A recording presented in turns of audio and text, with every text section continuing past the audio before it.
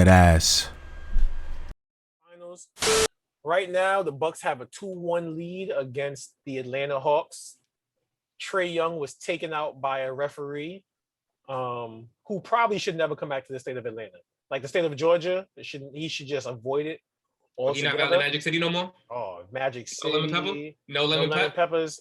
None of that. Lou Williams got send him them shits. He can't come back to the city no more. Yeah. Nigga ref fucked up. But no, in all serious note, the Bucks lead 2-1.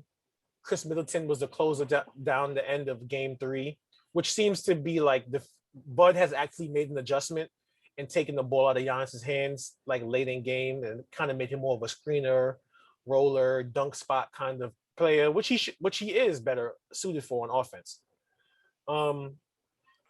The Bucks making a slight adjustment of taking Giannis off the ball primarily is the biggest, is the thing that the Sixers can't do. You know what I mean? It's the biggest difference between him and Ben Simmons is the fact that the Sixers kind of the Bucks realize him off ball is better than him on ball at the end of the games because he can't shoot.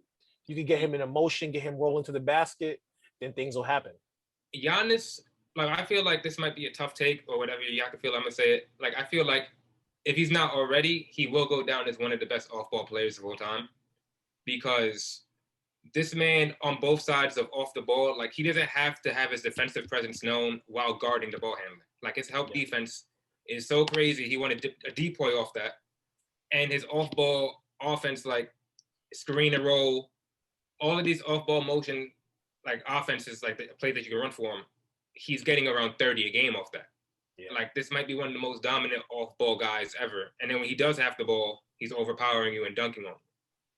So, question for y'all though, are the Bucks impressive to y'all like this postseason? Have they impressed y'all? Josh, you go first since your team played them directly, so you have like more of a take on this. Look directly at this team. I'm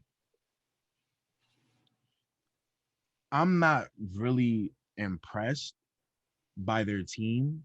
I'm impressed by Giannis, to see how far he's come and to see him. He's really solidifying his all-time status this postseason if he finishes this postseason off. But as a team, I feel like they're very beatable. Yes. And I'm not gonna sit here and because I'm a Nets fan, I'm not gonna sit here and give the excuses route because that's part of the game. Injuries are part of the game. So they did what they had to do. They handled their business, but I'm not overly impressed until maybe next year if they could beat us again. Yeah. I'm not impressed with Giannis. I'm more impressed with you expect this from Giannis. Like he's going to be one of the most dominant niggas on the court. Mm-hmm. But I'm more impressed with Chris Middleton, even though I know how he's like at 50-50. He shows up every 3 games. No, but my thing is, I get that. Like his consistency could use some help, but it's been a pattern for like a few seasons now where he is the best closer on that team. Yes. Yeah. I could like this is a pattern. I've seen the Bucks, like the Chris Middleton and Giannis duo. Like I've seen this team, like Chris Middleton always hits the dagger on the Celtics. Like I've seen him hit like numerous daggers on the Celtics. Yeah. And like he's always the one hitting the clutch shot. Last season, 2 seasons ago, he hit like that half court buzzer beater to send the shit into OT. So like he's hitting all of these shots that like Giannis is setting him up to hit that shot. And he's the best shooter on the team. He's the most efficient shooter on the team. He's the guy that needs to be taking that shot. And you see it, he might not be consistent as the number 2 option, but as a closer, that's where his consistency lies for me, in my eyes. Like he's the closer of the team. I'm impressed. And there's nothing wrong with that. No, there's not. I don't think, because I think that him becoming the closer is more of a byproduct of us realizing what Giannis isn't. You know what I mean? Because there's a point in time where we looked at Giannis in like the mold of KD, Braun, Kawhi, and he's really not. You know what I mean? He's more like, and that's not a knock on Giannis. No, it's not. It's just like he's such a unique player. We've never seen anything like him before. So we had to figure out Giannis is probably, if we're not old enough to like have like the definitive answer.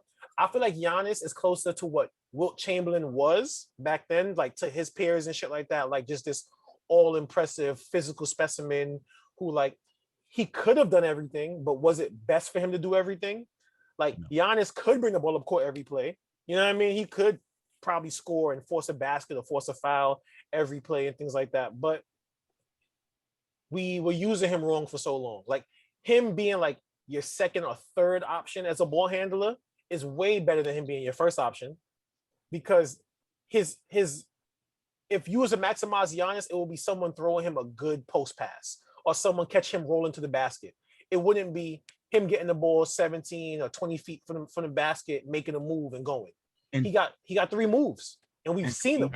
To be fair, and we kind of seen that this postseason with them is not as consistent. That's why like people have that question about Bud, like, what are you doing? Because there's a lot of time in that Nets series where they was hitting the pick and roll with Giannis as the roller.